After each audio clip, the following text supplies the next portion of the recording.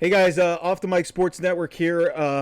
Monday night recap. I normally don't do this, because sometimes these Monday night games don't really provide you very many integral storylines. But last couple weeks, man, we've had some interesting stuff happen in the NFL between the Eagles debacle with the Falcons last week. We had two Monday night games this week, and both had very interesting storylines, and both ironically have similar tie-ins, because I think this might lead to two firings, because you got two teams falling to 0-3 that potentially had playoff aspirations, and I think both coaches from the respective teams that fell to 0-3 are potentially in big trouble. Let's start off with the first Monday night game, the Bills taking on the Jags. The Bills win 47-10. 47-10. It was 34-3 at the half. This is bordering on a tarmac game for Doug Pederson. I like Doug Pederson, but I don't know what the fuck happened to the Jags, man. I think they've lost 8 in a row now. They were 8-3 last season. Trevor Lawrence is getting paid all of this money, and he throws for 178 yards. He gets sacked 4 times, 178 yards, a touchdown, an interception, a really bad interception. This was just, my God, this was a massacre. Josh Allen was fucking awesome in this game. I wish I could have used some of that in my fantasy team last week. I think I might be 0-3. I haven't even checked, but because it's already been a rough start to the season for my fantasy. But that's not why you guys are here. So Josh Allen goes 23 of 30, 263 yards and 4 touchdowns. I think he had Josh Allen had all 4 touchdowns in the first half, man. This was a butt kicking of epic proportions. The Bills are 3-0, very quietly, because they had the Thursday night game, they had the extra time to prepare with this game, they had the really close game with Arizona in the opener. But the Bills look like one of the best teams in the AFC right now. And we'll see what happens when it ultimately comes to, when games matter, especially in the playoffs, because I think this team is going to go to the playoffs. But, the change, and it kind of extends to the Browns. Why the fuck did they hire Ken Dorsey, man? Ken Dorsey got run out of Buffalo, and they got better. And so, I mean, if I'm going to make that about the Browns, but then the one thing, okay, first of all, like I said, the Bills, I think, really need to be highlighted a lot. 47-10, they're as good as anybody through 3 weeks in this league. We need to have a conversation on a couple fronts about the Jags. Number one, Trevor Lawrence getting paid all the money in the world to be the franchise quarterback, and outside of the one season a couple years ago, he has not been great.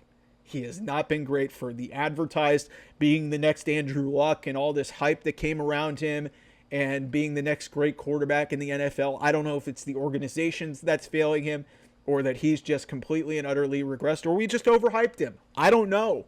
I really don't know what happened.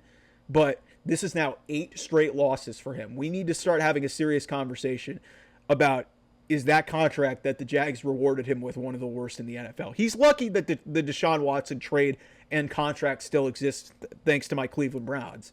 But this is a really concerning trend here for the Jags, because they're now 0-3, and moving forward, they are at Houston coming off of a loss. Good luck with that. So they're probably staring 0-4 in the face. You then have the Colts. That's a home game. Who knows how that's going to go? You've then got the Bears. That's overseas, because that's a 6:30 local time here. They've actually got back-to-back international games, the Jags, because Jacksonville, naturally they want to play overseas. So they got back-to-back international games against the Bears and the Patriots. You get Packers at Eagles, Vikings, Lions. They play the Texans again. They're at the Titans a couple times down the stretch, but I just don't know where this team goes, man.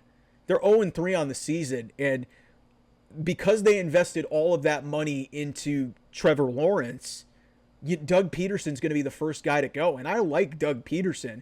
He's at fault for this too, but man, Trevor Lawrence, how did we get this so wrong? because it's becoming a serious issue because this team looked destined to go to the playoffs. They completely disintegrated down the stretch, where it's just like it's 8. I think they're 0-8. I think by my count, they finished 9-8 last year or something like that. Might have won one game. Like it is a disaster for it's a disaster for the Jags, and it's like it's fitting. Hey, the Khan family really doesn't know how to run their organizations because AEW, Tony Khan, Jacksonville Jaguars, Shad Khan, and his son is Tony. So maybe you blame AEW for this. I don't know. I really don't know. Maybe this is AEW's fault because they've got a whole litany of issues on their end as well. So, all right, the second Monday night game was a massive surprise for me because I did not see this coming. And I'm very happy for all my Commander fans out there because I lived in D.C. for a bit. They've since they dropped the Redskins name. They were the football team. Now they're the Commanders. Dan Quinn comes in there. They're now 2-1. They didn't score a touchdown. Kicked 7 field goals to beat the Giants last week. And yet they walk into Cincinnati behind a historic performance from Jayden Daniels. Like, and seriously, I mean historic. 3 touchdowns. He had 39 yards rushing. That's not what this is about. Jayden Daniels went 21 of 23 for 254 and 2 touchdowns. And this was not cheap stuff either. He had a 141 passer rating. Like, this was an all-time, primetime rookie performance. This is one for the ages. And I'm not even exaggerating with that because the Bengals have stared 0-2 multiple times in the face, and they've always found a way to dig themselves out. They didn't make the playoffs last year because Joe Burrow got hurt. But they were able to persevere, get to the playoffs, and get to the AFC Championship game a couple years ago after the 0-2 start. They're 0-3. So for the Commanders to come in there after you knew the Bengals were going to be frustrated coming off of that loss to Kansas City, which they thought they should have won. Some people will say it's a pass interference call. I refuse to believe that. They didn't score enough points, and the Chiefs were able to, persevere like they always do in these games. The Commanders walk into Cincinnati and somehow win this game, and it's all a credit to their rookie quarterback. And if this is the Jayden Daniels that we're going to see from the Washington Commanders this year, he is him and Malik Neighbors, ironically teammates. They're going to be duking it out in that division, and they're going to be duking it out for potential offensive rookie of the year in the league because Jayden looks confident, he looks composed, he's not rattled. It's really amazing the operation that Dan Quinn's been able to pull together there in Washington. But yeah, they win 38-33. They put up 38 points, man. That's just amazing. They run for 100 yards, a combination between Jayden, Austin Eckler, Brian Robinson, and Jeremy McNichols. Terry McLaurin had this sick catch to really seal the game in the corner of the end zone. It was an amazing catch. I'm always happy for my guy, Scary Terry, a former Buckeye in his own right. Just a real head scratcher for the Bengals because their defense just got ripped to shreds in this game. Ripped to shreds.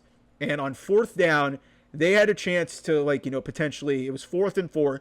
They had a chance to get off the field. The Commanders, credit to them for going for it. Dan Quinn did not flinch. He did not play the field position game. He trusted his rookie quarterback consistently on multiple times. And I got to give credit to Cliff Kingsbury as well, man. He called a fantastic game. A bunch of zone read stuff where Jayden made the correct read, and he was just killing him on that. And then you get this 4th down play that I'm referencing, 4th and 4, late in this game that led to that Terry McLaurin touchdown at the end, where Zach Ertz they just let him run across the field. It's a 4th and 4, and you're playing off and really soft, and you just let Zach Ertz. Yeah, Zach Ertz is not what he used to be, but you just let him run across the field, and it's an easy pitch and catch for a 1st down. The defense under Lou Anarumo, which used to be a pretty strong part of this Bengals team, is really letting them down this year. And that's just inexcusable to give up 38 points in your own house to a Commanders team that has a rookie quarterback and only allowed 2 incompletions. what the fuck is going on with Cincinnati? Because they're 0-3, and it's not because of Joe Burrow, because Joe Burrow was outstanding in this game, 29-38, 324, 3 touchdowns, a 127 passer rating. They ran for 124 yards. They did fine. Chase Brown and Zach Moss collectively. You had a great performance from Jamar Chase, 2 touchdowns, 118 yards receiving on 6 catches. T. Higgins was back in the lineup, but it still wasn't good enough. They didn't win. They're 0-3, and yeah, they've got, congratulations, you're 0-3. I thought the Ravens were more likely to fall. Yeah, you go to Carolina next week. Guess who you're playing next week? The Red Rifle, the guy you ditched for Joe Burrow.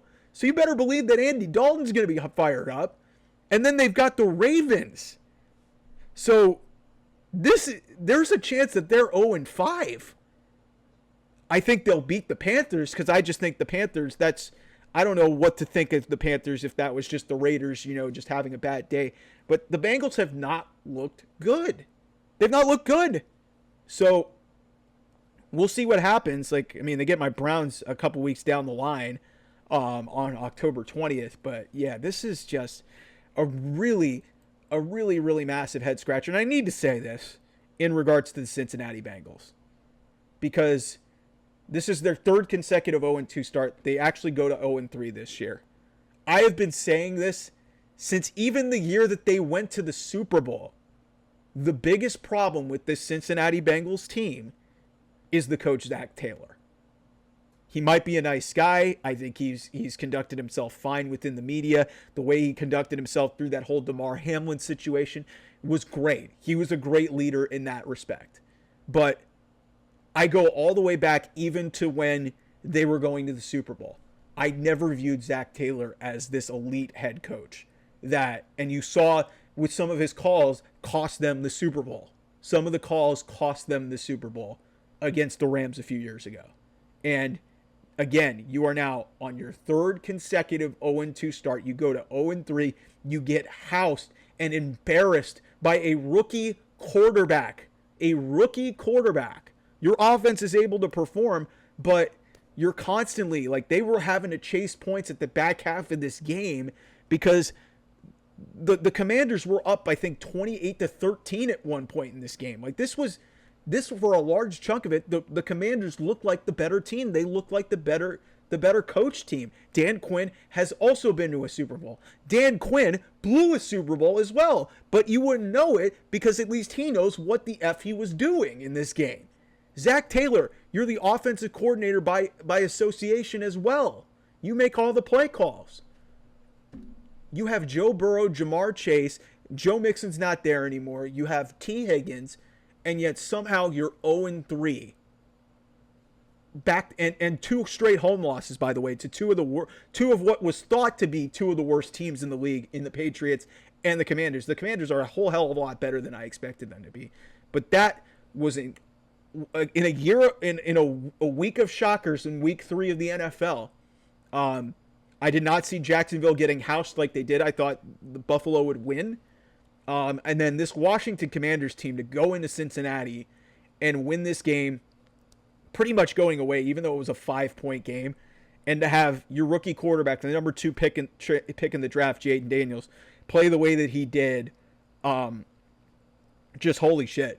That's a shocker to me. And congratulations to the Commanders. They had to make a ton of change in this organization off of the Ron Rivera era, and this just looks like a completely different team. And credit to Dan Quinn, man. And like I said, above all else, I have to give a ton of credit to Jayden Daniels. And let me say this about Jayden Daniels for a second. I love this kid, man. I covered him in the Pac-12 when he was at Arizona State. One of the most confusing and one of the biggest failures in my mind of maybe the last 5 or so years in college football is how Arizona State got that guy and did not have him perform at the level that he did at LSU and ultimately won the Heisman Trophy. And now he is a winner in the NFL. He's won 2 games out of his first 3. And he has this historic performance on Monday Night Football. I've always seen the ability. He's got the size. He's got the athletic ability. I just, for the love of me, I could not understand how Arizona State was able to botch this guy to that degree. and that is a complete failure on Herm Edwards and just the Arizona State team as a whole, because this guy was a dude. I knew he was a dude, and he just never reached his full potential there. Goes to LSU for a couple seasons, and he wins the Heisman last year. And then look what you've seen in the NFL. He looks outstanding so far.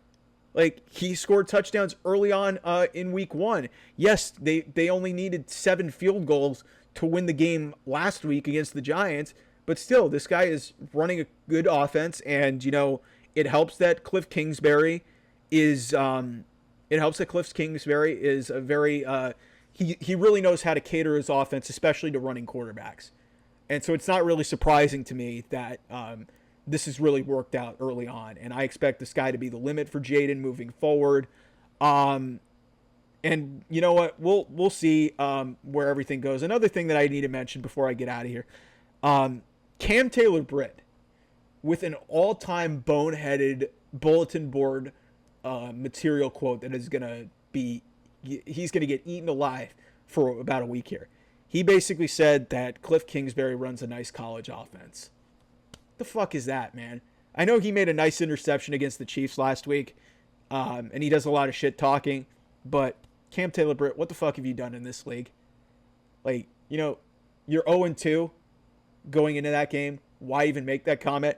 And then your defense proceeds to give up 38 points to a rookie quarterback. Shut your fucking mouth, dude. Seriously, that was embarrassing. So that's the conclusion of week 3 with some Monday night recap and reaction here. We'll have a lot more preview stuff on the college side, on the pro side later in this week. Probably have some other topics that come up. A lot of my Deshaun Watson takes. There's, you know, actually, I mean, we're starting to have the revisionist history resurface with Josh Allen. And a lot of people in Browns Nation are like, yeah, hey, we should have drafted Josh Allen. Shut the fuck up. I'll probably have something about that later on in this week because I'm tired of hearing that narrative. And you guys know I always am down to bring some Browns thoughts with me. So a lot of content there. Obviously, a lot of wrestling content. The perfect blend of sports and sports entertainment here on the Off the Mic Sports Network. I appreciate the love and support. Thanks. Hit that subscribe button. OT Mike Sports on Twitter. Off the Mic 28 on Twitter if you want to follow me. And like I said, appreciate all the support. Have a great week. I will be back here real soon. Talk to you guys then. Bye-bye.